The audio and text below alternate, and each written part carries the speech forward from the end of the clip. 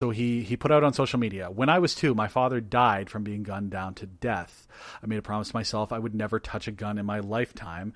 I shoot with my right foot, so it has a deeper meaning and still unfinished. The tattoo is still unfinished. So the Sun, which is a piece of shit, um, uh, loosely defined as a newspaper, I suppose, publication put out by the same wonderful people who's given us Fox News. Yes, it's a Murdoch owned entity. Has misquoted this and said, "I would never touch a gun again," which is pretty racially charged, and this has just been a ridiculous sort of thing where like victims of other gun crimes are being trotted out into the news saying that they're disgusted by this. Like it's being linked tenuously to there was a note where 2 victims of a tragic stabbing over the weekend. Sorry, I'm reading this from an article. 2 more teenagers were killed over the weekend as Sterling revealed his controversial gun tattoo. Like, it has no real link there except for these 2 things happened at the same time. Jesus Christ. Like it's one of those things that I just will never understand. Like I will, I'll jokingly snipe at Raheem Sterling for being a turncoat, for being a snake, for being, for going to Manchester City to hunt glory rather than build something at Liverpool. I'll do that all day long. But the guy has explained why he has the tattoo. He's explained it's not like he has a swastika on his leg and he's trying to claim that it's a Tibetan peace symbol. It's a fucking gun, and he's explained it, and it's actually kind of a nice sentiment. They've misquoted him. Other Rupert Murdoch owned press outlets has misquoted him as "I'll never touch a gun again." Like, it's one of those ridiculous things that just shouldn't actually exist in this world. Maybe it was slightly ill-conceived by Sterling to have it and have the gun in such a prominent place on his body. Obviously, you can see it. He wears shorts while he does his job. But to be trying to link it to other violent actions, when it itself is not actual violent action and is in fact in celebration of the fact that he promised himself that he would never get himself into the situation that caused him to lose his father. Like, y'all are some disgusting pieces of garbage if you're piling on to Raheem Sterling at this point in time in his life. It's one of the weirdest things too that we're basically on the eve of the World Cup. I sort of tenuously support England in the World Cup just simply because it tends to have some Liverpool players on its squad. So it's the team that I kind of end up rooting for just sort of by default until they crash out, and then I tend to typically root for like Germany or somebody. Anyhow, it's just weird to me that they go out of their way, the English press, to attack one of their brightest young attacking players, and rather than trying to build him up. Like, I just don't get it. Like, England is has been so disappointed at so many different world footballing events that I don't understand why they decide to just mere weeks before their players take to the field in the World Cup, they choose to attack one of their players, one of the people who is actually one of the few outlets in terms of goals for the World Cup squad. I don't know. It just seems weird to me. Finally, a bit of news about Saltwire. Saltwire is the company that owns basically most of the newspapers here in Nova Scotia. Owns the Chronicle Herald and also all the former Transcon papers in Nova Scotia, PEI, and Newfoundland. And basically, they sent out a note this week to all of their employees that as of July 1st, a few changes are happening. The Amherst News and the Citizen Record are going to merge to become one publication. The Amherst News will then also shift from a paid-for subscription to a free community newspaper, which will be delivered to all residents of Cumberland County. Furthermore, the Truro Daily News and the News in New Glasgow will both shift from being paid for daily publications to paid for weekly publications. Finally, the Queens County Advance is going to consolidate with the South Shore Breaker. Both publications serve the same market, and basically this move will eliminate redundancies and strengthen the Breaker, which will basically mean layoffs in various newsrooms. It's funny to me, the language surrounding this release that went out to all of the Saltwire employees from President Mark Lever. Let me see here. I'm going to quote from the letter. There's no doubt the newspaper business has changed dramatically over the past 2 decades.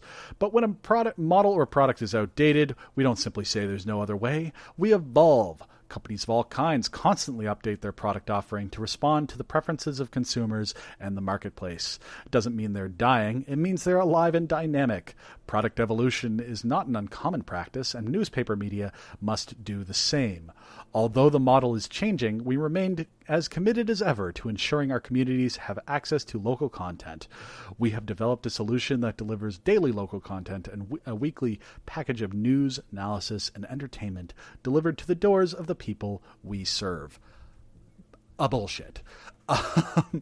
It's I don't know what the actual right answer is for local news coverage, for local news media in this country.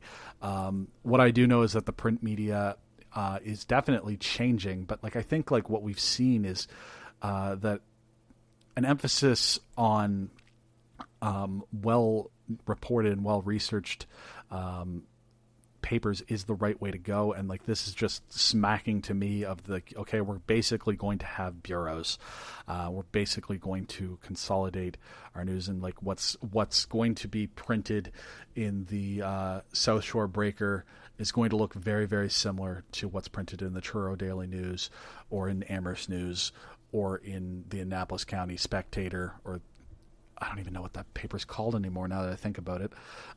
It's basically, the point of it is that we're not gonna worry too much about making sure that these individual papers are an actual good piece of content. We're just going to mitigate our losses by putting out as few different pieces of news media as we possibly can. And I mean, this is what happens. This is what happens when you consolidate newsrooms. It's what happens when there is sort of a media monopoly. Newsrooms wither away and die, and papers become less and less relevant. It's a shame because it just seems like right now is the period of time. And I'm not going to say that that the New York Times, which is, and the Washington Post, both of which are having this huge resurgence, I'm not going to say that that's going to scale down to the Truro Daily. What I am going to say is that it is an illustration that if you put out a good product, people are going to be willing to pay for it. Honestly, most of what these papers have put out there, because I have read local newspapers here in Nova Scotia, and what they put out, by and large, of actual content that's of value to local news consumers, could probably fit on a 1-page broadsheet.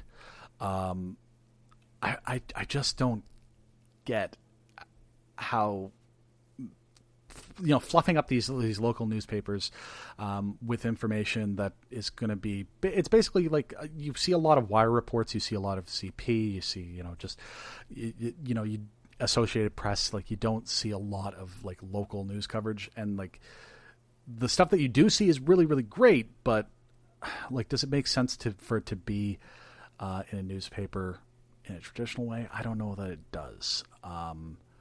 I don't know what the winning formula is. I'm not an expert in that realm. It just seems like this is not anything but the typical regression that we're seeing in print media, being dressed up as if it's a dynamic change. It's a shame, but it is what it is.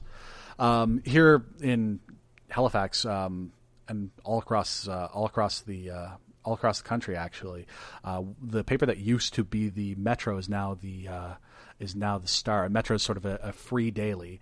Now it's the Star, and it's got a few different location specific editions.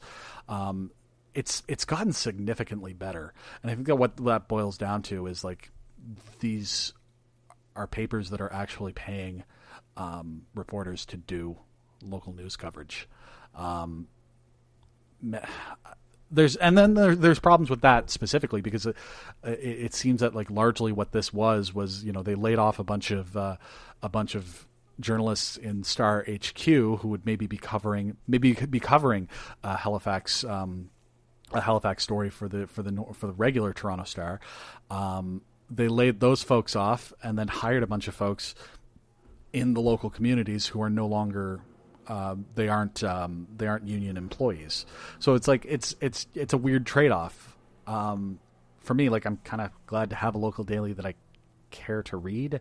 The Chronicle Herald has been awful for years and continues to be awful. And I think that's sort of down to what the Herald is and what the Herald sort of stands for. Honestly, the only good part of the Herald tends to be the editorial cartoons, and I can catch those online. So why would I subscribe to the Herald when I can get a good daily newspaper when I want to read a newspaper, and then I can get the rest of my stuff online? I don't know. That's neither here nor there, I suppose. That's the state of local news in 2018. And that is going to just about do it for the John Dulong Show. This show is produced by me with music from Mo Plays Here. You can check them out at loyaltyfreakmusic.com. Also art from Skylar Greencorn. You can check out at artstation.com/sgreencorn. You can follow the show on social media at facebook.com/The John Dulong Show. You can follow me on social media at Jibberdy, Jiberdy. And you can email into the show at johndulong@gmail.com. You can find the show in all the normal podcast places or by going to johndulong.com. And if you could, rate and review. That helps get more folks listening to the show. And if you want to support the show, you can go to johndulong.com/Patreon, where you can get a number of great rewards starting at just $1. Another great way that you can help out is to tell a friend about the show, get the word out, and of course make sure that you tune in every single Friday from here on out to the John Dulong Show. So glad to be here on Fridays. I think that this feels good, guys. I think it's a good start, good soft relaunch to the John Dulong Show. I hope you enjoyed it. I hope you enjoyed this week's show. We'll be back next Friday, as we always will be from here on out. So for John Dulong, I'm John Dulong, and remember, a liquor store next to a gym is a great way to lift your spirits. Thanks. Once again, if you are into The Simpsons and you're into podcasts and you want to maybe help me out with a project coming up in the next few months, make sure you email into johndulong@gmail.com and put Simpsons in the subject line. I've already gotten a couple of responses on this, and we will be looking to I'll be looking to reach out to you about that soon. Will, I got your email. I got you, baby. Oh yeah, speaking of Will, over on Elwood City Limits this past Friday, Will sat down and interviewed Bruce Dinsmore, who's the voice of Binky Barnes, also David Reed, Dad Reed.